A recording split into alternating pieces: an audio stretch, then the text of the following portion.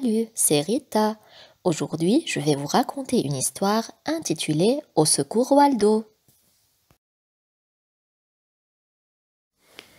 Nicolas, Oscar et Victor étaient trois petits lapins toujours prêts à faire des bêtises.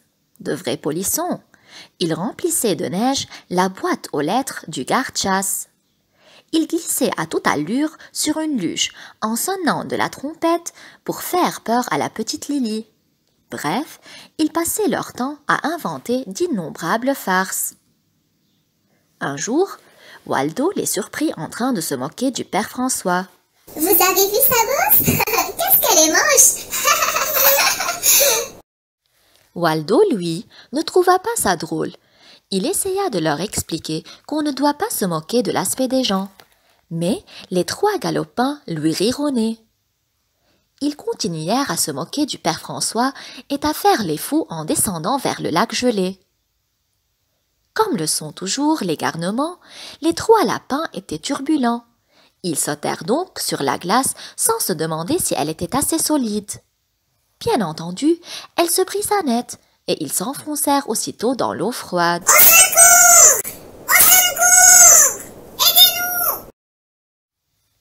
Par chance, le père François, qui avait encore une bonne oreille, entendit leurs appels. Avec sa canne, il essaya de les sortir du lac gelé. Mais le bâton était trop court. Que faire? Il n'y avait pas de temps à perdre. Les trois lapins risquaient de se noyer. Waldo, lui aussi, avait entendu les cris. Il courut jusqu'au lac aussi vite qu'il put. Arrivé sur la berge, il fit un lasso de sa longue écharpe et la lança au-dessus de la glace.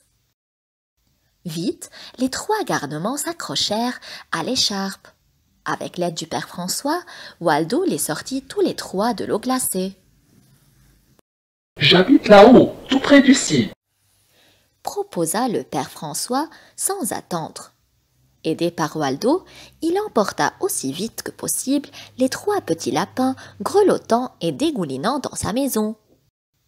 On les ranima avec un bain bien chaud et une bonne tisane. Au fond de leur bassine, les trois coquins avaient terriblement honte. Nicolas bégaya. « Nous regrettons de vous avoir fait de la peine à cause de votre bosse. » Oh, oh, oh, oh, mon Dieu, cette bosse, je me la suis faite à force de porter ma haute quand j'étais jeune. « Mais quelle honte! »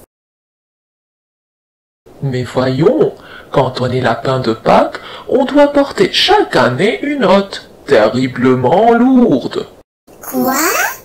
Vous avez vraiment été lapin de Pâques? » Il n'y a pas de plus beau rêve pour un lapin que de devenir un jour lapin de Pâques. Et le père François fut bien obligé de raconter son histoire.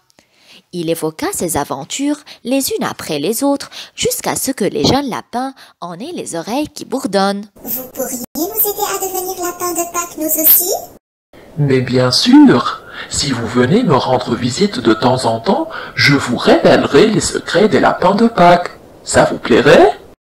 Avec plaisir! Nous viendrons dès demain.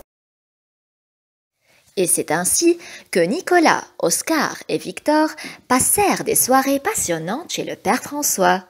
Il paraît d'ailleurs qu'ils ont fini par devenir trois véritables lapins de Pâques.